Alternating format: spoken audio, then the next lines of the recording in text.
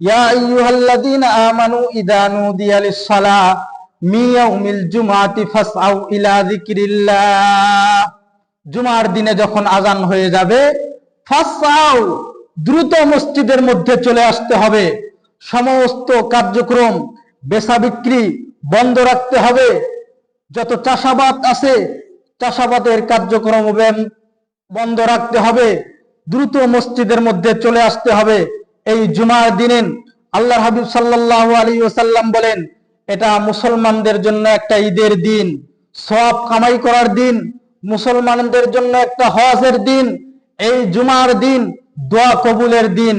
এই জুমার দিনে কিছু আমল আছে, এই আমলগুলো যদি কোনো ব্যক্তি করতে পারে, আল্লাহর হাবিব সাল্লাল্লাহু আলাইহি ওয়াসাল্লাম বলেন, এক জুমা থেকে আরেক জুমা পর্যন্ত ওই ব্যক্তির যত গুনাহ হয়, আল্লাহর হাবিব সাল্লাল্লাহু আলাইহি ওয়াসাল্লাম বলেন সমস্ত গুনাহ আল্লাহ রাব্বুল আলামিন মাফ করে দেন।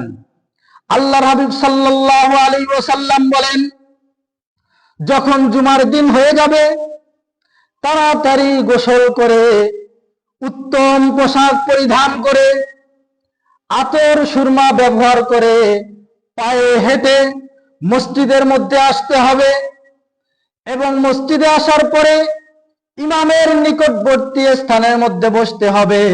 যখন ইমাম সাহেব খুতবা দিবে, এই খুতবা চলাকালীন কোন রকম অহেতুক কাজ এবং কথাবার্তা থেকে যে ব্যক্তি বিরত থেকে খুতবা শ্রবণ করবে, আল্লাহর হাবিব সাল্লাল্লাহু আলাইহি ওয়াসাল্লাম বলেন, ওই ব্যক্তির এক জুমা থেকে আরেক জুমা পর্যন্ত যত গুনাহ হয়, আল্লাহ রাব্বুল আলামিন সমস্ত গুনাহগুলো মাফ করে দিবেন। সুবহানাল্লাহ।